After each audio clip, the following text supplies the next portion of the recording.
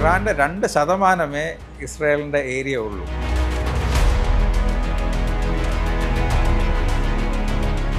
Defence minister ഒരു ബെഡ്റൂമിൽ കിടന്നുറങ്ങി, അതിൻ്റെ വിൻഡോയിൽ കൂടെ ബോംബ് അകത്ത് പോയി ബ്ലാസ്റ്റ് ചെയ്തു.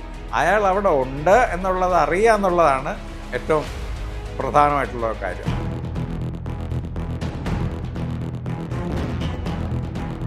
ലോങ് ഡ്രോൺ ഔട്ട് വാർ ആണെങ്കിൽ ഇസ്രായേലിന് നിലനിൽപ്പില്ല.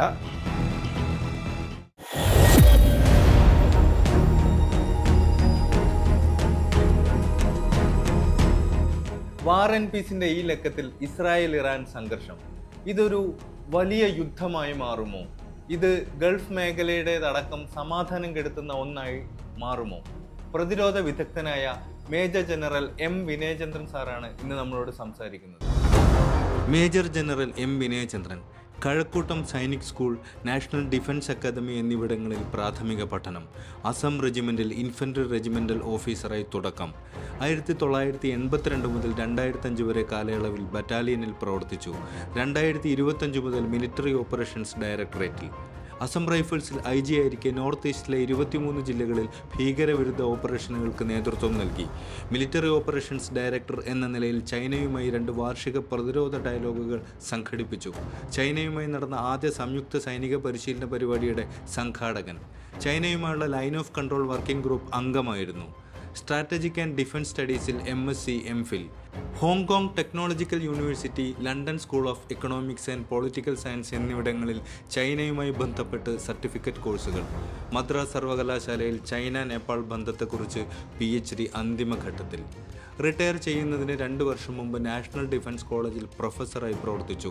സിവിൽ സർവീസ് ഉദ്യോഗസ്ഥർക്കും ഇന്ത്യയിലെയും വിദേശത്തെയും മുതിർന്ന സൈനിക ഉദ്യോഗസ്ഥർക്കും ക്ലാസുകൾ എടുത്തു. 2019 വിരമിച്ചു. റിട്ടയർമെൻറ്റിന് ശേഷം മദ്രാസ്, കാലിക്കറ്റ് സർവകലാശാലകളിൽ ക്ലാസ് എടുക്കുന്നു. ഡിഫൻസ്, ഇന്റർനാഷണൽ റിലേഷൻസ് വിഷയങ്ങളിൽ വിവിധ പ്രസിദ്ധീകരണങ്ങളിലും ജേണലുകളിലും എഴുതുന്നു. ടെലിവിഷൻ ചർച്ചകളിൽ പാനൽ അംഗമായി പ്രവർത്തിക്കുന്നു.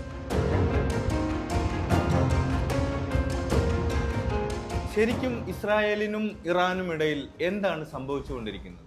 ഇസ്രായേലും ഇറാനും തമ്മിലുള്ള യുദ്ധം ഇന്നലെ തുടങ്ങിയതല്ല. നമ്മുടെ പടിഞ്ഞാറൻ ഏഷ്യയിലെ എല്ലാ രാജ്യങ്ങളും, ഒട്ടുമുക്കാലും എല്ലാ അറബ് രാജ്യങ്ങളും ഇസ്രായേലും ഉണ്ടായത് തന്നെ 20th സെഞ്ച്വറിയിലാണ്. 1-ാം ലോക മഹായുദ്ധം കഴിഞ്ഞിട്ടാണ് ലീഗ് ഓഫ് നേഷൻസിൻ്റെ മാൻഡേറ്റോടുകൂടി അവിടെ ഉണ്ടായിരുന്ന പഴയ ഓട്ടോമൻ എംപയറിനെ 2ആക്കി വിഭജിച്ച് ഇംഗ്ലണ്ടും ഫ്രാൻസും കൂടെയാണ് അവിടെ എല്ലാം ഭരിച്ചിരുന്നത്. അത് കഴിഞ്ഞ് 2-ാം ലോക മഹായുദ്ധം കഴിഞ്ഞപ്പോഴാണ് എല്ലാ സ്ഥലത്തു നിന്നും നമുക്കറിയാം ജ്യൂസിനെ ഒരുപാട് കഷ്ടപ്പെടുത്തുകയും കൊല്ലുകയും ഒക്കെ ചെയ്തപ്പോൾ അവരെല്ലാവരും കൂടെ പലായനം ചെയ്ത് ഇസ്രായേൽ ഇരിക്കുന്ന ഭാഗത്ത് വന്നു. ഈ ഇസ്രായേലിനായിട്ട് ജ്യൂസിനായിട്ടൊരു സ്ഥലം കൊടുത്തത് തന്നെ ആ പഴയ മാൻഡേറ്റ് അനുസരിച്ച് പാലസ്റ്റീനെ 2ആയിട്ട് വിഭജിച്ച് ഒരു ഭാഗം ജ്യൂസിനും ഒരു ഭാഗം അറബ്സിനും നേരത്തെ ഉണ്ടായിരുന്ന അങ്ങനെയാണ് കൊടുത്തത്. അങ്ങനെയാണ് ഇസ്രായേൽ ഉണ്ടായത്. 1948 അവരുടെ മാൻഡേറ്റ് കഴിഞ്ഞപ്പോൾ ഇസ്രായേൽ തന്നെ സ്വയം ഒരു ദേശമായിട്ട് പ്രഖ്യാപിക്കുകയായിരുന്നു. പാലസ്റ്റീനെ അങ്ങനെ ആ സമയത്ത് പ്രഖ്യാപിച്ചതുമില്ല. അപ്പോൾ ഇപ്പം നമ്മൾ നോക്കിയാൽ ഒരുപാട് പേര് ആ സമയത്ത് ഇസ്രായേലിനെ അക്സെപ്റ്റ് ചെയ്തിട്ടുള്ള ഒരു ദേശമായിട്ടും പാലസ്റ്റീനെ അങ്ങനെ ചെയ്തിട്ടില്ല. അപ്പോൾ ആ സമയത്ത് അടുത്തുള്ള എല്ലാ ബാക്കി അറബ് രാജ്യങ്ങളെല്ലാം ചേർന്ന് ഇസ്രായേലിനെ ആക്രമിച്ചു 1948.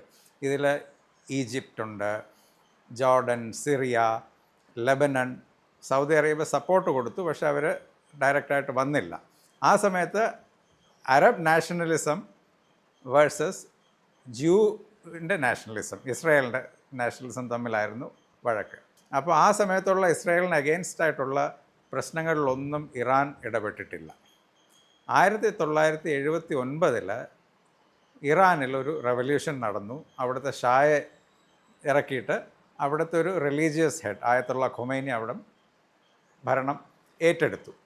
അത് കഴിഞ്ഞ് അവർ ഭയങ്കര റാഡിക്കലായിട്ടുള്ളൊരു ചിന്താഗതിയുള്ളൊരു ഗവൺമെൻറ്റാണ് അവിടെ പിന്നെ വന്നത്. ഇറാൻ റെവല്യൂഷന് ശേഷം അവർ വിചാരിച്ചു, അവരാണെങ്കിൽ ഒരു ഭയങ്കര പ്രൗഢമായ പഴയ പേർഷ്യൻ എംപയറിൻ്റെ വിചാരങ്ങളൊക്കെ മനസ്സിൽ കൊണ്ട് നടക്കുന്ന ആളുകളാണ്. അപ്പോൾ അവർക്ക് ആ ഗൾഫ് ഏരിയയിൽ ഡോമിനേറ്റ് ചെയ്യണം, അവിടുത്തെ ഏറ്റവും സ്ട്രോങ് രാജ്യമായിട്ട് വരണം. അപ്പോൾ അവർക്ക് അതിന് എതിരായിട്ട് നിൽക്കുന്ന ഒന്ന് ഇസ്രായേലാണ്, രണ്ടാമത് സൗദി അറേബ്യയാണ്. സൗദി അറേബ്യയും ഇസ്രായേലും ഇറാനും തമ്മിൽ മതപരമായിട്ടും ഒരുപാട് ഡിഫറൻസസ് ഉണ്ടായിരുന്നു, ഷിയ സുന്നി ഡിവൈഡ് ആ സമയത്ത്. ഇറാൻ 79-ന് ശേഷം ഒരുപാട് പബ്ലിക്കായിട്ട് ഇസ്രായേലിനെ അഗെയിൻസ്റ്റായിട്ട് സംസാരിക്കാൻ തുടങ്ങി. ഇസ്രായേലിൽ സാത്താൻ എന്നായിരുന്നൊരു വിളിച്ചുകൊണ്ടിരുന്നത്, അമേരിക്ക വലിയ സാത്താൻ, ഇവിടെ വന്ന് ഇവരെയൊക്കെ ശല്യപ്പെടുത്താനായിട്ട് വന്നു എന്നാണ് പറയുന്നത്. അത് കഴിഞ്ഞിട്ട് ഇസ്രായേലിന് ചുറ്റുമുള്ള ചെറിയ ചെറിയ രാജ്യങ്ങളെ ഇൻസർജൻസിക്ക് വേണ്ടി ഇറാൻ സഹായിച്ചു തുടങ്ങി. ഒരുപാട് നമുക്കറിയാം, ഹമാസിനെ പറ്റിയൊക്കെ നമുക്കറിയാമല്ലോ, എല്ലാം ഇസ്രായേലിന് അഗെയിൻസ്റ്റ് ആയിട്ടുള്ളതൊക്കെ അവരാണ് സഹായിച്ചത്. അപ്പോൾ ഇസ്രായേലും ഇറാനും ആക്ച്വലി എനിമീസ് ആയി ആ സമയത്ത്. അപ്പോൾ തൊട്ടേ ഇതാണ്. ഒരുപാട് ഇതിന് കുറേ നാൾ മുമ്പ് ഇറാൻ്റെ ഒരു ന്യൂക്ലിയർ ഫെസിലിറ്റിയെ അമേരിക്കയും ഇസ്രായേലും ചേർന്ന് ഡിസ്ട്രോയ് ചെയ്യാൻ നോക്കിയിട്ടുണ്ട്. ഒരു സ്റ്റക്സ് നെറ്റ് എന്ന് പറഞ്ഞൊരു സോഫ്റ്റ്വെയർ ഉപയോഗിച്ച് അത് നശിപ്പിക്കാൻ നോക്കിയിട്ടുണ്ട്. അങ്ങനെ ഒരുപാട് ഫോറത്തിലുണ്ട്. ഇപ്പോഴും അവർ നോക്കുകയാണെങ്കിൽ ഔദ്യോഗികമായിട്ട് യുദ്ധം പ്രഖ്യാപിച്ചിട്ടില്ല രണ്ടുപേരും. ഇതുപോലൊരു സംഘർഷം സാർ പ്രതീക്ഷിച്ചിരുന്നു? ഇതുപോലൊരു സംഘർഷം എന്തായാലും വരേണ്ടതായിരുന്നു. സമയം എപ്പോഴാണെന്ന് ആർക്കും അറിയില്ലായിരുന്നു. കാരണം ഇറാൻ ഒരു ന്യൂക്ലിയർ ബോംബ് ഉണ്ടാക്കാനുള്ള കഴിവ് ഉണ്ട് എന്നുള്ള കാര്യം ഉണ്ടെന്ന്, അല്ലെങ്കിൽ അതിനോട്ട് ഉണ്ടാക്കാൻ വളരെ അടുത്ത് തന്നെ അവരത് ഉണ്ടാക്കും എന്നുള്ള കാര്യം എല്ലാവർക്കും അറിയാം. ഒരു 99% എനിക്കും ഉറപ്പുണ്ടായിരുന്നു അവർ ഉടനെ ഉണ്ടാക്കും എന്നുള്ളത്. അവരെ സഹായിക്കാനായിട്ട് ചൈന, പാകിസ്ഥാൻ, റഷ്യ ഒക്കെ ഉണ്ട്. അവരത് ഉണ്ടാക്കുന്നതിന് എന്തായാലും ഇസ്രായേൽ തടയും. ഇസ്രായേൽ മാത്രമല്ല, അവരുടെ കൂടെ അവരെ സപ്പോർട്ട് ചെയ്യുന്ന ബാക്കി എല്ലാവരും. അതുകൊണ്ടൊരു യുദ്ധം പോലൊരു കാര്യം വരേണ്ടത് എന്തായാലും അത്യാവശ്യമായിരുന്നു. ഇതൊരു ഇസ്രായേലിൻ്റെ ദീർഘകാല പ്ലാനാണെന്നുള്ള രീതിയിലായിരുന്നു വാർത്തകളൊക്കെ വന്നിരുന്നത്. ഓപ്പൺ ആയിട്ട് തന്നെ നെതന്യാഹു പറയുന്നുണ്ട്. അവരുടെ കയ്യിൽ ഇപ്പം ആദ്യം പറഞ്ഞു 3 വർഷത്തിനകം അവർ ആദ്യത്തെ ഒരു ബോംബ് ഉണ്ടാക്കും. അങ്ങനെ അയാൾ പറഞ്ഞുകൊണ്ടിരിക്കുകയായിരുന്നു.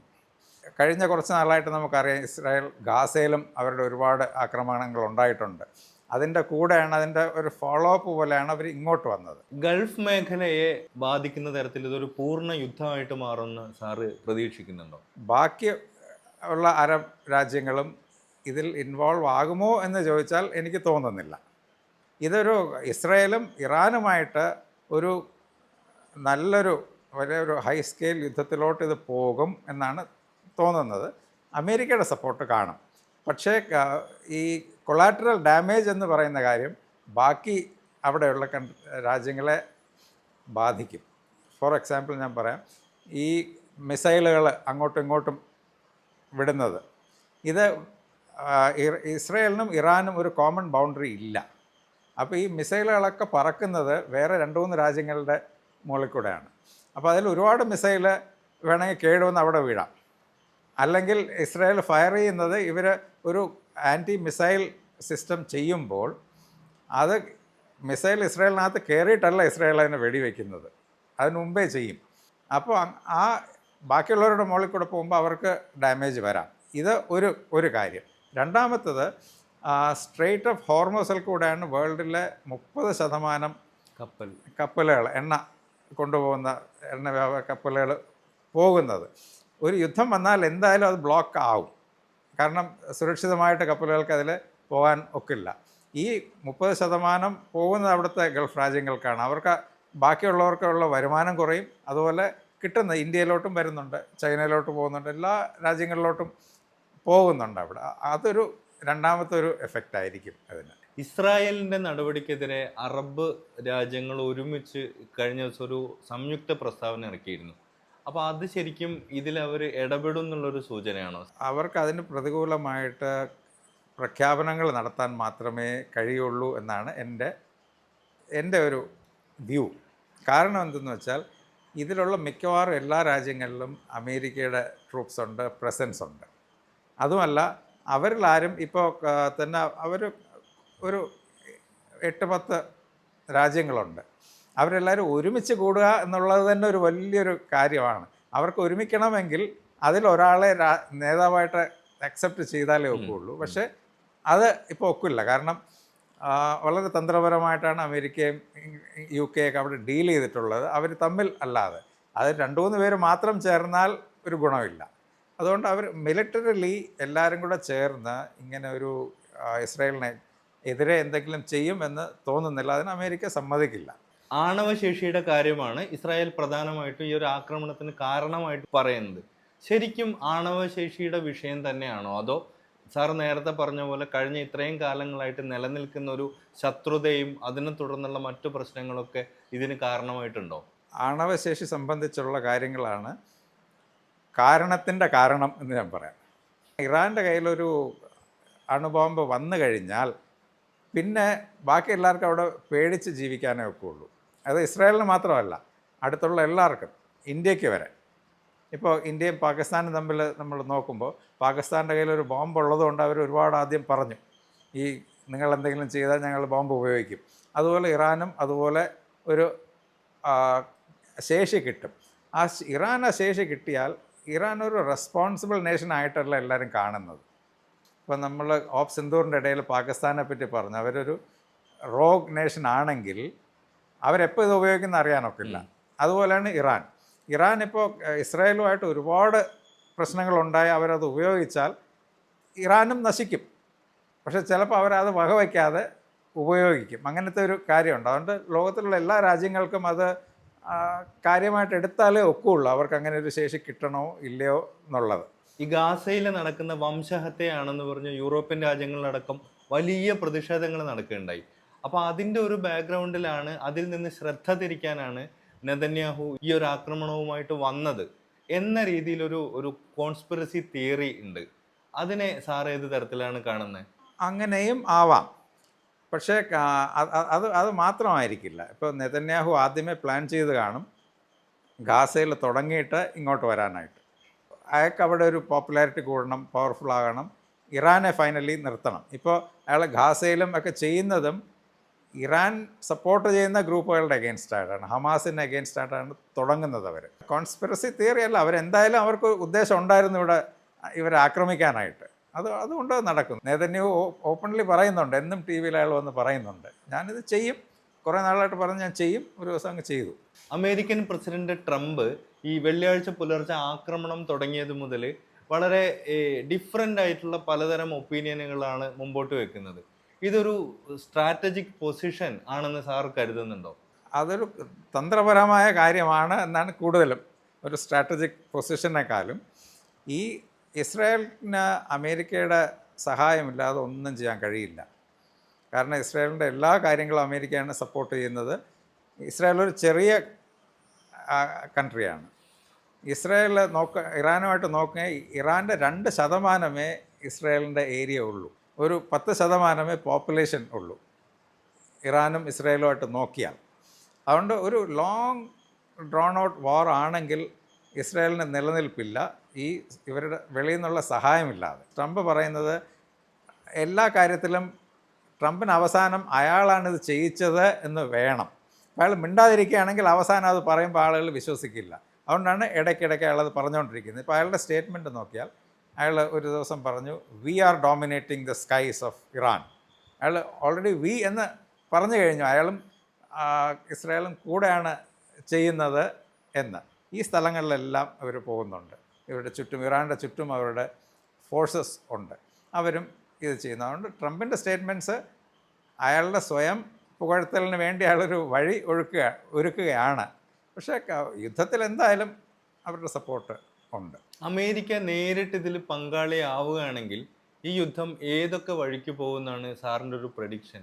ഇസ്രായേലും ഇറാനും അങ്ങോട്ടും ഇങ്ങോട്ടും അയക്കുന്ന മിസൈലുകളിലും എയർക്രാഫ്റ്റും ഒക്കെ ജോർഡൻ, സിറിയ, ഇറാഖ് ഈ 3 കൺട്രികൾ ക്രോസ് ചെയ്തേ പോകാനൊക്കെ ഉള്ളൂ അങ്ങോട്ടും ഇങ്ങോട്ടും. ഈ 3 രാജ്യങ്ങളിലും അമേരിക്കയുടെ ഡിപ്ലോയ്മെൻ്റ് ഉണ്ട്. അപ്പോൾ ഇതിനെല്ലാം ആ അമേരിക്കയുടെ ഡിപ്ലോയ്മെൻ്റ് ഉള്ള സ്ഥലത്തൊക്കെ ഒരു തിയറിറ്റിക്കലി നമ്മൾ നോക്കിയാൽ ഇസ്രായേലിനും അവിടെ പോയി ചെയ്യാം. ഇപ്പോൾ ഒരു മിസൈൽ അയക്കണം എങ്കിൽ വളരെ ക്ലോസ് ആയിട്ട്, ഒരു ആക്യുറേറ്റ് ആയിട്ടൊരു മിസൈൽ അയക്കുന്നത് ദൂരം എത്ര കുറവാണോ അത്രയും നല്ലതാണ്. അപ്പോൾ അത് ഇറാഖിൽ നിന്ന് അവർ അയച്ചു കാണും. ഇറാഖിൽ നിന്ന് മിസൈൽ പോകുന്നുണ്ട്. ചില അറേബ്യൻ ചാനലുകളൊക്കെ പറയുന്നുണ്ട് ഇറാഖിൽ നിന്നും മിസൈൽ പോകുന്നുണ്ട്. അതുപോലെ ഇറാനിൽ നിന്ന് വരുന്ന മിസൈലുകൾ ജോർഡനിലെ എയർ ഡിഫൻസും അതിനെ എതിർക്കുന്നുണ്ട്. അതായത് സാർ പറയുന്നത് US ബേസുകളോ US-ന്റെ ഇറാഖിലും മറ്റുള്ള താവളങ്ങളോ ഇസ്രായേൽ ഇതിനു വേണ്ടി ഉപയോഗിക്കുന്നുണ്ടെന്നാണ്. ഉപയോഗിക്കാതിരിക്കാൻ ഒരു വഴിയുമില്ല. ഇപ്പോൾ അവരത് അക്സെപ്റ്റ് ചെയ്ത്, തെളിവ് എന്ന് പറയുന്ന ഒരു കാര്യം ഇപ്പോൾ അമേരിക്ക പറഞ്ഞാലേ അത് തെളിവാകുള്ളൂ, അല്ലെങ്കിൽ ആർക്കും അവിടെ പോയി നോക്കാനില്ല. പക്ഷേ ജോർഡനിൽ നിന്ന് ഇറാനിയൻ മിസൈൽസിനെ ചെറുക്കുന്നുണ്ട് അവരുടെ എയർ ഡിഫൻസ് എന്ന് ന്യൂസിൽ വരുന്നുണ്ട്. അപ്പോൾ അത് ഒന്നുകിൽ ജോർഡൻ്റെ ആർമി അത് ചെയ്യുന്നുണ്ടെങ്കിലും കൂടെ US ഉണ്ട്, അവിടെ US ഡിപ്ലോയ്മെൻ്റ് ഉണ്ട്, അത് ചെയ്യും. അപ്പോൾ US-ൻ്റെ ഇൻവോൾവ്മെൻറ്റ് ഇതിൽ എന്തായാലും സഹായം ഉണ്ട്.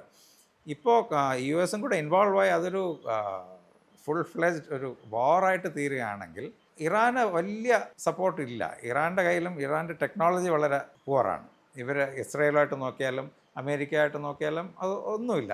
ഇപ്പോൾ ഇസ്രായേൽ മാത്രമാണ് മിസൈലും എയർക്രാഫ്റ്റും വിടുന്നത്. ഇപ്പോൾ അമേരിക്ക അതിൽ വന്ന് അമേരിക്ക ഒരു മറ്റേ സൈഡിൽ നിന്നും കൂടെ ചെയ്യുകയാണെങ്കിൽ ഇറാൻ എന്തായാലും തോൽവി സമ്മതിച്ചേ വെക്കുകയുള്ളൂ. പിന്നെ ഇറാന് ഒറ്റയ്ക്ക്, കാരണം ഓപ്പൺലി വേറെ ഒരു വലിയ ശക്തിക്ക് ഇവരെ സഹായിക്കാനൊക്കില്ല. ഇപ്പോൾ കുറച്ച് നാൾ മുമ്പ് കോൾഡ് വാർ നടന്നപ്പോൾ അമേരിക്കയും റഷ്യയും രണ്ടും ശക്തരായിരുന്നപ്പോൾ എവിടെയെങ്കിലും ഒരു യുദ്ധം ഉണ്ടായാൽ അമേരിക്ക അവിടെ ഇൻവോൾവ് ആകുമ്പോൾ റഷ്യയും അവിടെ വരും, ആ യുദ്ധം അവിടെ തീരും. അതൊരു ബാലൻസ് ആയിരുന്നു. ഇപ്പോൾ അത് കഴിഞ്ഞിട്ട് റഷ്യ സോവിയറ്റ് യൂണിയൻ വിഭജിച്ച് കഴിഞ്ഞപ്പോൾ ആ ഒരു ബാലൻസ് ഇല്ല. അതുകൊണ്ട് US എവിടെ പോയാലും അവരെ എതിർക്കാൻ ആരുമില്ല. ഈ ഏരിയയിലുള്ള എല്ലാ രാജ്യങ്ങളും അവർ പറയുന്നത് കേൾക്കുന്നവരാണ്. ന്യൂയോർക്ക് ടൈംസിൻ്റെ ഇന്നലത്തെ ഒരു റിപ്പോർട്ടിൽ ഇസ്രായേൽ അമേരിക്കയോട് ആവശ്യപ്പെടുന്നത് ബങ്കർ ബോംബേഴ്സ് ആണെന്ന് ആണ്. അതെ, എന്താണ് സാർ ഈ ബങ്കർ ബോംബേഴ്സ് എന്ന് പറയുന്നത്? ബങ്കർ എന്ന് പറഞ്ഞാൽ നമ്മൾ ഗ്രൗണ്ടിൻ്റെ അടിയിൽ ഒളിച്ചിരിക്കുന്നത്, അല്ലെങ്കിൽ കോൺക്രീറ്റ് കെട്ടി ഒരു അതോ വീടിൻ്റെ മതിലുകൾ നമ്മൾ സ്ട്രോങ് ആക്കുകയാണെങ്കിൽ അതൊരു ബങ്കറാണ്. അപ്പോൾ ഇതിനകത്തിരിക്കുമ്പോൾ നമ്മളൊരു ചെറിയ തോക്കെടുത്ത് വെടിവെച്ചാൽ അത് സാധാരണ ഒരു മതിൽ തട്ടി അവിടെ വീഴുകയുള്ളൂ. ആ തോക്കിൻ്റെ വലിപ്പം കൂടുന്തോറും അത് ചിലത് 1 ഇഞ്ച് കോൺക്രീറ്റിൽ കയറും, ചിലത് 2 ഇഞ്ച് കോൺക്രീറ്റിൽ കയറും, അങ്ങനെയൊക്കെ. ഈ ഇറാൻ്റെ മെയിൻ ആയിട്ടുള്ള ന്യൂക്ലിയർ ഫെസിലിറ്റി ഇരിക്കുന്നത് ഏകദേശം 300 അടി താഴെയാണ്. ഒരു മൗണ്ടനിൽ അവരുണ്ടാക്കി ഗ്രൗണ്ടിൻ്റെ 300 അടി താഴെയാണ്. അപ്പോൾ അതുവരെ പോകാൻ ഒരു വലിയൊരു ബോംബുണ്ടെങ്കിലേ ഒക്കെയുള്ളൂ. അത് എല്ലാ രാജ്യങ്ങൾക്കും അത് ഉണ്ടാക്കി വയ്ക്കുന്നത് ഒരു എക്കണോമിക് വയബിലിറ്റി അല്ല. അതൊരു വലിയ എയർക്രാഫ്റ്റ് എന്നത് വിടാനൊക്കെ ഉള്ളൂ. അതിപ്പോൾ അമേരിക്കയുടെ കയ്യിലേ ഉള്ളൂ. റഷ്യയുടെയും ചൈനയുടെ കയ്യിലും കാണും, പക്ഷേ ഈ 3 പേരിൽ അമേരിക്കയുടെ കയ്യിലേ ഉള്ളൂ. ഇസ്രായേലിൻ്റെ കയ്യിൽ അത് ഇല്ല. അത് അവർ പറഞ്ഞാൽ അമേരിക്ക അത് പ്രയോഗിക്കും. ഇപ്പോൾ അതില്ലാതെ തന്നെ ഇറാൻ തോൽവി സമ്മതിക്കുകയാണെങ്കിൽ പിന്നെ അത് കൊണ്ടിടേണ്ട കാര്യമില്ലല്ലോ. കാരണം അത് ഇടുമ്പോൾ ഒരുപാട് കൊളാറ്ററൽ ഡാമേജ് വരും, അടുത്തുള്ള ഒരുപാട് കാര്യങ്ങൾ നശിക്കും. സാധാരണ വെളിയിൽ പൊട്ടിയാൽ മതിലുണ്ടെങ്കിൽ അത് ആ ബ്ലാസ്റ്റിനെ തടഞ്ഞു നിർത്തും. ഇതാണെങ്കിൽ ആദ്യം അതിൻ്റെ ഒരു നല്ല കട്ടിയുള്ളൊരു നോസായിരിക്കും. അപ്പോൾ അത് വരുന്ന ഫോഴ്സിൽ തന്നെ ഇടിച്ച് കുറേ അകത്ത് കയറിയിട്ട് പിന്നെ അത് എക്സ്പ്ലോഡ് ചെയ്യുമ്പോൾ അകത്തോട്ടുള്ള ഡാമേജ് ഒരുപാട് കൂടും. അത് അത്രയേ ഉള്ളൂ ബങ്കർ ബസ്റ്റിംഗ് ബോംബ് എന്ന് പറയുന്നല്ല. അതൊരു വലിയ കാര്യമല്ല. ഇസ്രായേൽ എപ്പോഴും ബോസ്റ്റ് ചെയ്യുന്ന ഒരു സംഭവമാണ് അയൺ ഡോം അടക്കമുള്ള അവരുടെ അത്യാധുനികമായിട്ടുള്ള എയർ ഡിഫൻസ് സിസ്റ്റങ്ങൾ. പക്ഷേ ഇസ്രായേലി നഗരങ്ങളിലൊക്കെ ഇറാൻ്റെ ബാലിസ്റ്റിക് മിസൈലുകൾ ആക്രമണത്തിൽ വലിയ നാശനഷ്ടങ്ങൾ ഉണ്ടായെന്നാണ് അവിടെ നിന്നുള്ള റിപ്പോർട്ടുകൾ. അപ്പം ഇത് ശരിക്കും ഇറാന് ആ തരത്തിലുള്ള ഒരു വലിയ സൈനിക ശേഷി ഉണ്ടോ? ഈ അയൺ ഡോം എന്ന് പറയുന്നത് വളരെ എഫിഷ്യൻ്റ് ആയിട്ടുള്ള, ലോകത്തെ ഏറ്റവും എഫിഷ്യൻ്റ് ആയിട്ടുള്ള ഒരു എയർ ഡിഫൻസ് സിസ്റ്റം ആണ്. എന്നാലും അത് 100% നിർത്താൻ ഒക്കില്ല. ഇപ്പോൾ ഒരു 100 മിസൈൽ ഒരുമിച്ച് വന്നാൽ അവരതിലൊരു 80 എണ്ണം ഫയർ. കാരണം മിസൈൽ പ്ലെയിനിനെക്കാളും വളരെ ചെറിയൊരു സാധനമാണ്. അതിനെ ഡിറ്റക്റ്റ് ചെയ്യുമ്പോൾ തന്നെ അത് കുറേ ദൂരം വന്നു കഴിയും. പിന്നെ ഒരു പ്ലെയിനിനെക്കാളും ഒരുപാട് സ്പീഡ് കൂടുതലാണ് മിസൈലിന്. ഇപ്പോൾ അവർ ഇന്നലെ ഒരു ഹൈപ്പർസോണിക് മിസൈലാണ് ഉപയോഗിച്ചതെന്ന് കേട്ടു. ഹൈപ്പർസോണിക് എന്ന് പറയുന്നത് ഭയങ്കര സ്പീഡിലാണ് വരുന്നത്. ഈ അയൺ ഡോം ചെയ്യുന്നത് എന്തെന്ന് വെച്ചാൽ അയൺ ഡോമിലുള്ള റഡാറ് ഈ വരുന്ന മിസൈലിനെ ഡിറ്റക്റ്റ് ചെയ്യും അവിടെ നിന്ന് അവർ ടേക്ക് ഓഫ് ചെയ്യുമ്പോൾ. എന്നിട്ട് ഡിറ്റക്റ്റ് ചെയ്തിട്ട് ഇവിടെ നിന്നൊരു വേറൊരു മിസൈലായിരിക്കും ആ മിസൈലിനെ പോയി ഡിസ്ട്രോയ് ചെയ്യാനായിട്ട്. ഇപ്പോൾ വരുന്ന മിസൈലിനേക്കാളും സ്പീഡ് കുറവാണ് ഇതിനെങ്കിൽ അതിന് മുമ്പ് അതൊക്കില്ല. അതുപോലെ 100 എണ്ണം വരുമ്പോൾ അതൊരു 100നെയും ഇടുക, വെടിവെച്ചിടുക എന്നുള്ളതൊരു ഭയങ്കര ഡിഫിക്കൽട്ടായിട്ടുള്ളൊരു കാര്യമാണ്. പക്ഷേ 100-ൽ ഒരു 80-നെ അവർ ചെറുക്കുകയാണെങ്കിൽ ഇവരുടെ മിസൈൽ തീർന്നു പോകും കുറച്ച് നാൾ കഴിയുമ്പോൾ. ഇവർക്ക് കൂടിപ്പോയ ഒരു 10,000 മിസൈൽ കാണും. അങ്ങനെ അത് ഉണ്ടാക്കുന്നതും അത്ര വലിയൊരു ഇതല്ല. കാരണം ഉണ്ടാക്കി വച്ചാൽ അതിൻ്റെ സ്ഥലം മനസ്സിലായി ഇസ്രായേൽ അവിടെ പോയി നശിപ്പിക്കും. മനസ്സിലായില്ലേ? അപ്പോൾ അത് 80% നശിപ്പിക്കുക എന്ന് പറഞ്ഞാൽ ഒരു ഭയങ്കര എഫിഷ്യൻ്റ് ആയിട്ടുള്ളൊരു കാര്യമാണ്. അതുകൊണ്ട് അയൺ ഡോം ഒരു നല്ല സിസ്റ്റം തന്നെയാണ്. ഇറാന്റെ അകത്ത് കടന്നു കയറി അവരുടെ സൈനിക മേധാവികളെയൊക്കെയാണ് ഇസ്രായേൽ വധിക്കുന്നത്. അപ്പോൾ അങ്ങനെ അത്ര സൂക്ഷ്മമായിട്ട് അത്ര കൃത്യമായിട്ട് ഏത് തരത്തിലായിരിക്കും ഇവർ ഈ ഓപ്പറേഷൻ നടത്തുന്നുണ്ടാവുക? ഇപ്പോൾ ഉള്ള വെപ്പൺ സിസ്റ്റത്തിൻ്റെയൊക്കെ ആക്യുറസിയെ പറ്റി നമ്മൾ കണ്ടു. അത് ഇസ്രായേൽ പോലുള്ളൊരു ടെക്നോളജിക്കലി ഡെവലപ്ഡ് രാജ്യത്തിൻ്റെ കയ്യിൽ ഭയങ്കര ആക്യുറേറ്റ് ആയിട്ടുള്ളൊരു പല മിസൈലുകളും UAV എയർക്രാഫ്റ്റൊക്കെ കാണും. ഇതിൽ പക്ഷേ ഏറ്റവും ആവശ്യം നമ്മുടെ ടാർഗറ്റ് എവിടെയാണ് എന്ന് അറിയുക എന്നുള്ളതാണ്. കറക്റ്റ് ലൊക്കേഷൻ അറിയാമെങ്കിൽ എത്ര ദൂരത്തുനിന്ന് വേണമെങ്കിലും അതിനെ ഡിസ്ട്രോയ് ചെയ്യാൻ പറ്റും. ഇപ്പോൾ സാധാരണ ഒരു എക്സാമ്പിൾ ഞാൻ പറയാം. ഒരു ആൾ അവിടെയുള്ളൊരു ലോക്കൽ ഒരാൾ അവിടെ നിന്നൊരു ഗൂഗിൾ പിൻ അയച്ചു കൊടുത്താൽ മതി, ഇവർക്ക് ആ ലൊക്കേഷൻ മനസ്സിലാവും. ഇവരുടെ ഏജൻസും അവിടെയുള്ള ആളുകളൊക്കെ കാണുമല്ലോ, ആരെങ്കിലുമൊക്കെ. ഇവരുടെ ഇൻ്റലിജൻസ് സിസ്റ്റം ഭയങ്കര നല്ലതാണ് ഇസ്രായേലിൻ്റെ. അപ്പോൾ ഒരു ആളിൻ്റെ ലൊക്കേഷൻ മനസ്സിലാവും. അയാളെ കുറേ നാൾ ഒബ്സർവ് ചെയ്യും അവർ. ഒരാൾ ആദ്യത്തെ ഹിറ്റിലാണ് ഏറ്റവും കൂടുതൽ പേര് മരിച്ചത്. അത് കഴിഞ്ഞിട്ട് അത് നമ്പർ കുറഞ്ഞു. കാരണം അത് കഴിയുമ്പോൾ അവരുടെ സിസ്റ്റം മാറ്റും. ഇപ്പോൾ വേറൊരു ഇത് ഗൈഡ് ചെയ്ത് അയക്കാൻ നോക്കുന്ന ബോംബുകളുണ്ട്. നമ്മളൊരു ബോംബ് ഒരു മിസൈൽ വിട്ട് കഴിഞ്ഞാൽ, അല്ലെങ്കിൽ പ്ലെയിനിൽ നിന്നൊരു ബോംബ് വിടുകയാണെങ്കിൽ അത് ഗൈഡ് ചെയ്യാൻ പറ്റും നമുക്ക് പറക്കുന്നതിനിടയിൽ. നമുക്കതിൽ ഗൈഡ് ചെയ്യാൻ പറ്റും. അതിൽ തന്നെ ഒരു കമ്പ്യൂട്ടർ കാണും. ആ കമ്പ്യൂട്ടറിനെ നമ്മൾ ഫീഡ് ചെയ്ത് കൊടുത്താൽ മതി, ഇതാണ് ലൊക്കേഷൻ. അപ്പോൾ ഈ മിസൈലൊക്കെ സാധാരണ നമ്മൾ കാണുന്ന മിസൈലും ആർട്ടിലറിയൊക്കെ എന്ന് പറഞ്ഞാൽ ഒരു തോക്കിന്ന് ഫയർ ചെയ്താൽ അതൊരു ട്രജക്ടറി ആയിട്ട് പോയി ഒരിടത്ത് വീഴും. ബ്രഹ്മോസ് പോലെയുള്ള മിസൈലൊക്കെ ആണെങ്കിൽ അത് എവിടെയെങ്കിലുമൊക്കെ പറന്നിട്ട് നമ്മൾ ഗൈഡ് ചെയ്ത് തിരിച്ചിവിടെ കൊണ്ടുവരാം. അപ്പോൾ അവരുടെ റഡാറിനും അത് കണ്ടുപിടിക്കാൻ പ്രയാസമായിരിക്കും. അത് ഗ്രൗണ്ട് ലെവലിന് കുറച്ച് മുകളിലും അതിന് പറക്കാൻ പറ്റും. ഇപ്പോൾ നമ്മുടെ കാറ് നമ്മൾ നാവിഗേറ്റ് ചെയ്ത് പോകുന്നില്ലേ, ഗൂഗിൾ മാപ്പ് ഇട്ട് പോകുന്നില്ലേ, അതുപോലെ അതിൽ അത്ര സിമ്പിളായിട്ടുള്ളൊരു കാര്യമാണ്. അതിലൊരു റൂട്ട് ഇട്ട് കൊടുത്താൽ മതി. അത് താഴെ കൂടെ തന്നെ കറങ്ങി മലകളുടെ ഇടയിൽ കൂടെയൊക്കെ പോയി അവിടെ ചെല്ലുമ്പോൾ അത് മുകളിൽ വരും. ഡിസ്ട്രോയ് ചെയ്യാനുള്ളതിന് ഡിസ്ട്രോയ് ചെയ്യും. അത് തന്നെത്താൻ നമുക്കത് ഗൈഡ് ചെയ്ത് അവിടെ എത്തിക്കാൻ പറ്റും. ഇതിനേക്കാളും കൂടുതൽ ഇപ്പോൾ സാധാരണ നമ്മുടെ കൺവെൻഷണൽ യുദ്ധത്തിലൊക്കെ ചെയ്യുന്നത് എങ്ങനെയാണെന്ന് വെച്ചാൽ, നമ്മൾ 2-3 പേരെ മുമ്പേ അയക്കും. അവരുടെ ഒരു കെട്ടിടം തകർക്കണം എന്നുണ്ടെങ്കിൽ മിസൈൽ ഇവിടെ നിന്ന് അയച്ചു കഴിഞ്ഞ് മിസൈൽ എത്താറാവുമ്പം അവിടെ ഇരിക്കുന്ന ആളൊരു ടോർച്ച് അടിച്ചാൽ മതി. ടോർച്ച് എന്ന് വെച്ചാൽ അതിനൊരു ഇൻഫ്രാറെഡ് ലൈറ്റിംഗ് എന്നാണ് പറയുന്നത്. അപ്പോൾ അത് ആ വരുന്ന മിസൈൽ അതിനെ സെൻസ് ചെയ്ത് കറക്റ്റ് എക്സാക്റ്റ് ആ സ്പോട്ടിൽ അതിന്. അതുകൊണ്ട് ആ ഒരു മിസൈലോ ബോംബോ ഒരു കറക്റ്റ് സ്ഥലത്ത് എത്തിക്കുന്നത് കുറേ നാളായിട്ട് ഒരുപാട് രാജ്യങ്ങളുടെ കയ്യിലുണ്ട് അത്ര ആക്യുറസി ഉള്ളത്, സാറ്റലൈറ്റ് ഗൈഡ് ചെയ്ത് കൊണ്ടുപോകുന്നതിന്. പക്ഷേ ഇതിലേറ്റവും ഇമ്പോർട്ടൻ്റ് ഒരു ഡിഫൻസ് മിനിസ്റ്റർ ഒരു ബെഡ്റൂമിൽ കിടന്നുറങ്ങി അതിൻ്റെ വിൻഡോയിൽ കൂടെ ബോംബ് അകത്ത് പോയി ബ്ലാസ്റ്റ് ചെയ്തു. അയാൾ അവിടെ ഉണ്ട് എന്നുള്ളത് അറിയുക എന്നുള്ളതാണ് ഏറ്റവും പ്രധാനമായിട്ടുള്ള കാര്യം. അത് അവിടെയുള്ള ആരോ ഇവരെ അറിയിച്ചിട്ടുണ്ട്, ഇപ്പം അയാൾ ആ സ്ഥലത്തുണ്ട്, അയാൾ എക്സാക്റ്റ് ആയിട്ട് ആ ലൊക്കേഷൻ അയച്ചു കൊടുത്തു, അത് സംഭവിച്ചു. ഇറാൻ്റെ കയ്യിൽ അങ്ങനത്തെ ഇല്ല കാര്യങ്ങൾ. ഇസ്രായേൽ നടത്തുന്നത് യുദ്ധക്കുറ്റമാണെന്നാണ് ഇറാൻ്റെ ഒരു ആരോപണം. അപ്പോൾ അത് യുദ്ധക്കുറ്റം എന്നുള്ള രീതിയിൽ ഈ ICJ പോലുള്ള സ്ഥലങ്ങളിൽ ഇസ്രായേൽ പ്രതിക്കൂട്ടിലാവുന്ന സാഹചര്യം ഉണ്ടാവുമോ? സാർ അങ്ങനെ കരുതുന്നുണ്ടോ? യുദ്ധക്കുറ്റം നടത്തുന്നത് എപ്പോഴും യുദ്ധത്തിൽ തോറ്റ ആളാണ്. കാരണം യുദ്ധം കഴിയുമ്പോൾ കോടതി നടത്തുന്നത് യുദ്ധത്തിൽ ജയിച്ച ആളാണ്. നമ്മൾ 1-ാം ലോക മഹായുദ്ധം 2-ാം ലോക മഹായുദ്ധം നോക്കിക്കഴിഞ്ഞാൽ ആ വെസ്റ്റേൺ പവേഴ്സ് ജയിച്ചു, ജർമ്മനി ജപ്പാൻ ഉള്ളവർ തോറ്റു. ഇപ്പം മറിച്ചാണ് സംഭവിച്ചതെങ്കിൽ യുദ്ധക്കുറ്റം ചെയ്തവർ മറ്റവരായിരുന്നു തന്നെ. അതുകൊണ്ട് ഇറാൻ ആണ് പറയുന്നത് ഇവർ യുദ്ധക്കുറ്റം ചെയ്യുന്നുവെന്ന്. പക്ഷെ അവരുടെ കാര്യങ്ങളെ ജസ്റ്റിഫൈ ചെയ്യുന്നുണ്ട്, അവരെന്തുകൊണ്ടാണ് ഇത് ചെയ്യുന്നത് എന്ന്. ഇറാൻ്റെ മിസൈലും ഇവിടെ വന്ന് ഇപ്പോൾ യുദ്ധക്കുറ്റം അല്ലാത്ത എന്തെന്ന് വെച്ചാൽ യുദ്ധത്തിന് ചില നിയമങ്ങളുണ്ട്. എതിർ കക്ഷിയിലുള്ള പട്ടാളക്കാരെയോ മിലിറ്ററി സിസ്റ്റത്തിനെ മാത്രമേ നമുക്ക് ആക്രമിക്കാൻ പറ്റുള്ളൂ. ഒരു മിലിറ്ററി ഹെഡ് ക്വാർട്ടേഴ്സിനെ ഡിസ്ട്രോയ് ചെയ്യുകയാണെങ്കിൽ അതൊരു യുദ്ധക്കുറ്റമല്ല.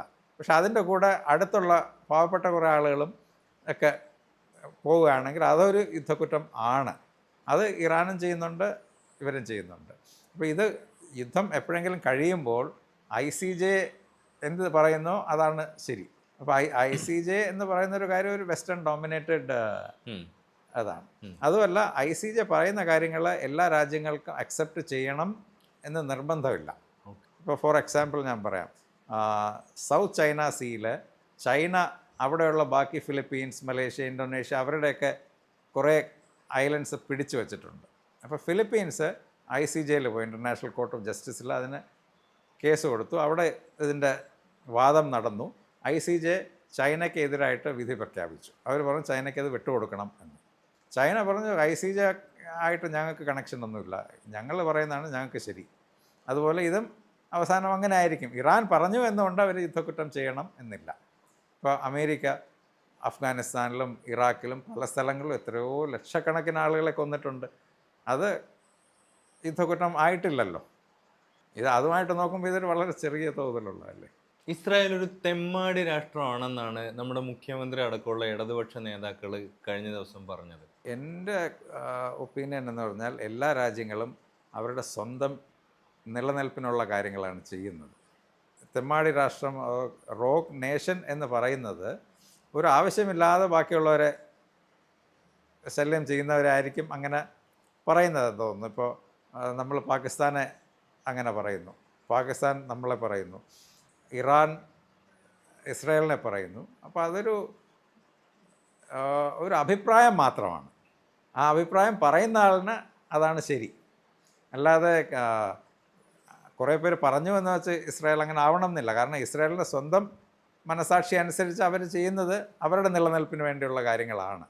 അത് ലോകത്ത് എല്ലാ രാജ്യങ്ങളും ചെയ്യുന്നൊരു കാര്യമാണ്. ആയുധബലത്തിൻ്റെയും കരുത്തിൻ്റെയും അടിസ്ഥാനത്തിൽ നോക്കുകയാണെങ്കിൽ ഇറാൻ ഇസ്രായേൽ ഒരു യുദ്ധം നടക്കുകയാണെങ്കിൽ ആർക്കായിരിക്കും അതിൽ മേൽക്കൈ ഉണ്ടാവുക? ജോഗ്രഫിക്കൽ സൈസും പോപ്പുലേഷനും നോക്കിയാൽ ഇറാൻ വലിയൊരു രാജ്യമാണ്. ഇസ്രായേലുമായിട്ട് നോക്കുമ്പോൾ ഇറാൻ്റെ 2% ഏരിയ, ലാൻഡ് ഏരിയയെ ഇസ്രായേലിനുള്ളൂ. പോപ്പുലേഷനാണെങ്കിൽ 10% ഉള്ളൂ. പക്ഷേ അവർക്ക് തമ്മിലൊരു കോമൺ ബൗണ്ടറി ഇല്ല. അത് കാരണം ഇറാൻ്റെ ആർമിക്ക് ഒരിക്കലും ഇസ്രായേലിനെ ആക്രമിക്കാൻ പറ്റില്ല. ആകെ അവർക്ക് പറ്റുന്നത് അവരുടെ എയർക്രാഫ്റ്റും മിസൈലും മാത്രമേ ഉള്ളൂ. അല്ലാതെ അവർക്ക് കടലിൽ കൂടെ അവരുടെ ഷിപ്പ് ഉപയോഗിക്കാൻ പറ്റില്ല. അവർ ഒരുപാട് ദൂരെയാണ്. അപ്പോൾ അവരുടെ മിസൈലിനൊരു ലിമിറ്റുണ്ട്, നമ്പർ. അതുമല്ല അവർ അവരുടെ ടെക്നോളജി റഷ്യൻ ടെക്നോളജി ബേസ്ഡാണ്. അതും കുറച്ച് പഴയ റഷ്യൻ ടെക്നോളജിയാണ് അവരുടെ കയ്യിലുള്ളത്. അവരുടെ S-300 സിസ്റ്റമാണ് എയർ ഡിഫൻസിനുള്ളത്. നമ്മുടെ S-400 ആയിരുന്നു. ഇപ്പോൾ S-300 ഒരുപാട് പഴയതാണ്. അപ്പോൾ അതിൻ്റെയും അതൊരു സിസ്റ്റമാണ്. ആ സിസ്റ്റത്തിൽ കുറേ റഡാർ കാണും, കുറേ മിസൈൽ കാണും. അതിൽ കുറേയൊക്കെ ഇസ്രായേൽ നശിപ്പിച്ചു കഴിഞ്ഞാൽ അതിൻ്റെയും അധികം ഉപയോഗപ്രദമായിരിക്കില്ല. റഷ്യക്ക് ഇപ്പോൾ അതിൻ്റെ റീപ്ലേസ്മെൻറ്റ് കൊടുക്കാനുള്ള സമയവും ഇല്ല. അപ്പോൾ ടെക്നോളജിക്കലി അല്ലെങ്കിൽ ഒരു വെപ്പൺ വൈസ് നോക്കിയാൽ ഇസ്രായേൽ ഇറാനേക്കാളും ഭയങ്കര ശക്തിശാലിയാണ്, ഒരുപാട് കൂടുതൽ. അതുമാത്രമല്ല, ഇസ്രായേലിന് എപ്പോഴെങ്കിലും ഒരു ക്ഷീണം തോന്നുന്നുണ്ടെങ്കിൽ അമേരിക്ക അവിടെ തന്നെ ഉണ്ട്. ഒരിക്കലും അമേരിക്കയിൽ വരാതിരിക്കില്ല. അപ്പോൾ ഒരു ഓൾ ഔട്ട് യുദ്ധമുണ്ടായാൽ അതിൽ അമേരിക്ക ഉണ്ടാകും. അത് അധികം താമസിക്കാതെ അതിനൊരു റിസൾട്ട് ഉണ്ടാകും. ഈ സംഘർഷം ഇനി ഏത് വഴിക്ക് പോകുന്നതാണ് സാറിൻ്റെ ഒരു ഒപ്പീനിയൻ? ഇപ്പം വെടിനിർത്തൽ പോലുള്ള കാര്യങ്ങളിലേക്ക് അന്താരാഷ്ട്ര സമൂഹത്തിൻ്റെ ഇടപെടൽ ഉണ്ടാവുമോ, അതോ ഇതൊരു വലിയ യുദ്ധമായിട്ട് മാറുമോ? ഇതിൽ ഇപ്പോൾ അന്താരാഷ്ട്ര സമൂഹം ഇസ്രായേലിനെ ഇപ്പോൾ സപ്പോർട്ട് ചെയ്യുന്നത് എന്ന് വെച്ചാൽ വെസ്റ്റേൺ പവേഴ്സാണ് ഇപ്പോൾ ഡോമിനേറ്റ് ചെയ്യുന്നത്. അവിടെ അമേരിക്കയാണ് അവിടുത്തെ ഏറ്റവും വലിയ ശക്തി. അമേരിക്ക പറയുന്നതാണ് ആ ഏരിയയിൽ നടക്കുന്നത്. അമേരിക്ക പറയുന്നു ഇസ്രായേൽ സെൽഫ് ഡിഫെൻസ് ചെയ്യുകയാണ്, അതിനുവേണ്ടിയാണ് ഇറാനെ പോയി അറ്റാക്ക് ചെയ്യുന്നത്. ഇറാൻ പറയുന്നു അവർക്ക് ന്യൂക്ലിയർ കേപ്പബിലിറ്റി വേണമെന്ന്, അത് അവരുടെ അധികാരമാണ്, അവരത് ചെയ്യും. അപ്പോൾ അവരും തിരിച്ച് ആക്രമിക്കും. ഇപ്പോൾ അവർ എന്നും അവരുടെയും സ്റ്റേറ്റ്മെൻറ്റ് വരുന്നുണ്ട്, ഇനി വരുന്ന ആക്രമണം ഇതിനേക്കാളും ശക്തിയായിരിക്കും, ഇസ്രായേലിനെ ഞങ്ങൾ തകർക്കും, അവർ പറയുന്നുണ്ട്. പക്ഷേ ആ തകർക്കുന്നത് അവരുടെ കയ്യിലുള്ള സാധനങ്ങളുടെ അവരുടെ കേപ്പബിലിറ്റി ഇപ്പോൾ തീരുന്നോ അപ്പോൾ അവർക്ക് യുദ്ധം നിർത്തേണ്ടി വരും, അല്ലെങ്കിൽ വേറെ ആരെങ്കിലും അവരെ സഹായിക്കണം, അങ്ങനെ ഉള്ളത്. അപ്പോൾ യുദ്ധം ഉണ്ടായാലും അതിലെന്തായാലും അമേരിക്ക ഇടപെടും. ബാക്കി എന്തെങ്കിലും കാരണം കണ്ടുപിടിച്ചാൽ മതിയല്ലോ. ഇപ്പോൾ ഒരു മിസൈൽ ജോർഡനിൽ വീണു എന്ന് പറഞ്ഞ് വേണമെങ്കിൽ അമേരിക്കയ്ക്ക് കയറാം. അവരുടെ സിസ്റ്റമുണ്ട്, അവരുടെ ട്രൂപ്സ് അവിടെ ഉണ്ട്, അതിൻ്റെ അടുത്തൊരു മിസൈൽ വീണു, അമേരിക്കയിൽ കയറാം. അമേരിക്ക കയറി എന്ന് പറയുമ്പോൾ തന്നെ മിക്കവാറും യുദ്ധം നിൽക്കും. കാരണം ഇറാനെയും ഒരുപാടങ്ങ് നശിപ്പിക്കാനായിട്ട് അവർ ആഗ്രഹിക്കില്ലല്ലോ. അങ്ങനെ ഒരുപാട് നശിപ്പിക്കുകയാണെങ്കിൽ വേറെ ബാക്കിയുള്ള രാജ്യങ്ങളുടെ സപ്പോർട്ട് അമേരിക്കയ്ക്കും ഇസ്രായേലിനും പോകും. ഇപ്പോൾ വെസ്റ്റേൺ കൺട്രീസിൽ തന്നെ ചിലൊക്കെ ഫ്രാൻസൊക്കെ പറയുന്നുണ്ട് ഇങ്ങനെ ചെയ്യാൻ പാടില്ല എന്നുള്ളത്. UK, കാനഡ പോലുള്ള കൺട്രികൾ എന്തായാലും അമേരിക്ക പറയുന്നത് കേൾക്കുകയുള്ളൂ. അപ്പോൾ ഒരു വലിയ യുദ്ധം ഉണ്ടാവാനുള്ള ചാൻസ് എന്ന് പറഞ്ഞാൽ അമേരിക്ക കയറുക എന്നുള്ളതാണ് ഒരു വലിയ യുദ്ധമായിട്ട്. എങ്ങനെയാണത് വലിയ യുദ്ധം ആകുന്നത്? അമേരിക്ക കയറിയാൽ അത് ഉടനെ അങ്ങ് നിൽക്കുകയും ചെയ്യും. ഇറാൻ അതിനുള്ള പവറില്ല. അതുമല്ല, അവർക്കൊരു ലാൻഡ് ബോർഡർ ഇല്ലാത്തതുകൊണ്ട് അവരുടെ ആർമി വെറുതെ ഇരിക്കുകയാണ് അവിടെ. അവർക്കൊരു വലിയ ആർമിയുണ്ട്. ഇപ്പോൾ രണ്ടുപേർക്കും ഒരേ കോമൺ അതിർത്തി ഉണ്ടായിട്ട് അങ്ങോട്ടും ഇങ്ങോട്ടും ആർമികൾ അറ്റാക്ക് ചെയ്തിരുന്നെങ്കിൽ ചിലപ്പോൾ ഇറാൻ ഒരുപാട് ശക്തി കൂടിയാണ് ഇസ്രായേലിനെക്കാളും. പക്ഷെ അല്ലെങ്കിൽ ഇപ്പോൾ തൽക്കാലം അല്ല. ഇപ്പോൾ ആർമികൾ അപ്രസക്തമാവുകയും ആയുധങ്ങൾ കൂടുതൽ പ്രസക്തമാവുകയും ചെയ്യുന്ന ഒരു സിറ്റുവേഷനാണോ ഇപ്പോൾ ശരിക്കും ലോകം? അത് ശരിക്കും നമ്മുടെ ലൊക്കേഷൻ അനുസരിച്ചിരിക്കും. ഇപ്പോൾ അമേരിക്ക അഫ്ഗാനിസ്ഥാനിൽ വന്നപ്പോൾ ആദ്യം അവർ എയർഫോഴ്സും മിസൈലും ഉപയോഗിച്ച് കുറേ നശിപ്പിച്ചെങ്കിലും അവിടുത്തെ സ്ഥലം പിടിക്കണമെങ്കിൽ ആർമി തന്നെ വേണം. ഇന്ത്യ പാകിസ്ഥാൻ അല്ലെങ്കിൽ ഇന്ത്യ ചൈന 2020 ഇന്ത്യ ചൈന അവിടെ അവർക്ക് നോക്കി എത്രയോ ആയിരക്കണക്കിന് ആർമി ട്രൂപ്സാണ് അവിടെ. കാരണം അങ്ങനെയുള്ളപ്പോൾ എയർഫോഴ്സിലോട്ടും ഒക്കെ പോയ ഒരു ലിമിറ്റേഷനുണ്ട്. അതൊരു വലിയ യുദ്ധമായിട്ട് തീരും. അതേസമയം ഗ്രൗണ്ടിൽ നമുക്ക് എത്ര സ്ഥലം പിടിച്ചെടുത്തു എന്നുള്ളത് കൊണ്ടാണ് ആ സമയത്ത് നമ്മൾ ജയിച്ചോ തോറ്റോ എന്ന് പറയുന്നത്. അത് ഇവിടെ ഈ സമയത്താണ് അവർക്കൊരു കോമൺ അതിർത്തി ഇല്ലാത്തതുകൊണ്ട് ഇറാനും ഇസ്രായേലിനും ആർമിക്കൊരു പ്രസക്തി ഇല്ല. അതേസമയം അവിടെ ഹമാസും ആയിട്ട് പാലസ്തീനിൽ ഇസ്രായേൽ ചെയ്യുന്നത് അവരുടെ ആർമിക്കാരും അതിൽ ഇൻവോൾവാണ്. അപ്പോൾ ലോകത്ത് പല സ്ഥലങ്ങളിലും കോമൺ ബൗണ്ടറി ഉള്ള കൺട്രികളിലാണെങ്കിൽ ആർമിക്ക് പ്രസക്തി ഉണ്ട്, ദൂരെ ആണെങ്കിൽ ഇല്ല. യുദ്ധങ്ങൾക്കും ആക്രമണങ്ങൾക്കൊക്കെ ഒരുപാട് സാധ്യതകൾ കൊടുക്കുന്ന ഒരു പുതിയൊരു വേൾഡ് ഓർഡറാണ്, ലോകക്രമമാണ് നിലനിൽക്കുന്നത് എന്നുള്ളൊരു നിരീക്ഷണമുണ്ട്. സാറിൻ്റെ ഒരു ഒപ്പീനിയൻ എന്താണ്? കുറച്ച് നാൾ മുമ്പ് കോൾഡ് വാറിൻ്റെ സമയത്ത് അമേരിക്ക, റഷ്യ അവർക്ക് വേണ്ട സ്ഥലങ്ങളിൽ അവർ പോകുമായിരുന്നു. എവിടെയെങ്കിലും യുദ്ധമുണ്ട് എന്ന് പറഞ്ഞ് അവരവിടെ പോയി സമാധാനം പാലിക്കാനായിട്ട് അവരവിടെ പോയി അവർക്ക് വേണ്ട കാര്യങ്ങൾ ചെയ്യും. ഒരുപാട് എണ്ണപ്പാടങ്ങൾ, ട്രേഡ് ഒക്കെ അവരവിടെ പോയി എടുക്കും. ഇപ്പോൾ അമേരിക്ക മാത്രമേ ഉള്ളൂ. അപ്പോൾ യുദ്ധങ്ങൾ എന്ന് പറയുന്നത് നേരത്തെ ഒരുപാട് നാളായിട്ട് അങ്ങോട്ടും ഇങ്ങോട്ടും ആ ഒരു പ്രതിസ്പർദ്ധ വെച്ചുകൊണ്ട് നടക്കുന്ന ആളുകൾ തമ്മിലാണ്. India Pakistan, India China, Israel, Iran, അങ്ങനെയുള്ള സ്ഥലങ്ങളിലാണ് നെയ്ബേഴ്സ് തമ്മിലാണ് പ്രശ്നങ്ങൾ നടക്കുന്നത്. അപ്പോൾ അതിൽ വേൾഡ് ഓർഡറിൻ്റെ അതിലെന്താണ് റോൾ എന്ന് വെച്ചാൽ അതിൽ അമേരിക്ക ഇടപെടും. വേൾഡ് ഓർഡർ എന്ന് പറഞ്ഞാൽ ഇപ്പോൾ അമേരിക്കൻ ഡോമിനേറ്റഡ് ആണ്. അവരതിൽ ഇടപെട്ട് അതിനെ എങ്ങനെ നിർത്തും എന്നുള്ളതാണ് കാര്യം. അപ്പോൾ ഈ ഇസ്രായേൽ ഇറാൻ യുദ്ധത്തിനെ വേൾഡ് ഓർഡർ എങ്ങനെ എഫക്റ്റ് ചെയ്യും എന്ന് പറഞ്ഞാൽ അതിൽ അമേരിക്ക ആ യുദ്ധം എങ്ങനെ തീരണം എന്ന് പറയും. അങ്ങനെയാണത് തീരുന്നത്. അതിൽ രണ്ടുപേർക്കും ചോയ്സ് ഇല്ല, ഇസ്രായേലിനും ഇറാനും. അവർ പറയുന്നത് കേൾക്കുകയുള്ളൂ. അപ്പോൾ വേൾഡ് ഓർഡറിൻ്റെ സിസ്റ്റം അതാണ്.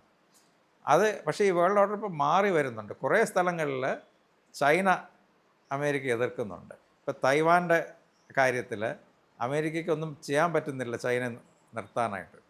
കുറേ സ്ഥലങ്ങളിൽ ചൈനയ്ക്ക് വേണ്ട സ്ഥലങ്ങളിൽ ചൈന പോകുന്നുണ്ട്, അവിടെ അമേരിക്കയ്ക്ക് നിർത്താൻ പറ്റുന്നില്ല. അപ്പോൾ ഒരു പതുക്കെ ആ വേൾഡ് ഓർഡറിൽ നിന്ന് ട്രാൻസിഷനായിട്ട് വരുന്നുണ്ട്. അത് ആ പണ്ട് റഷ്യ ഇരുന്നത് പോലെ ഒരു ബാലൻസ് ആയിട്ട് ചൈനയും അമേരിക്ക ഈക്വലി സ്ട്രോങ് ആകുമ്പോൾ ആ വേൾഡ് ഓർഡറിലൊരു ബാലൻസ് വരും. അതാണ് ഇപ്പോഴത്തെ അതങ്ങ് മാറിക്കൊണ്ടിരിക്കുകയാണ്. അത് വരും, കുറച്ച് നാൾ കഴിയും വരും.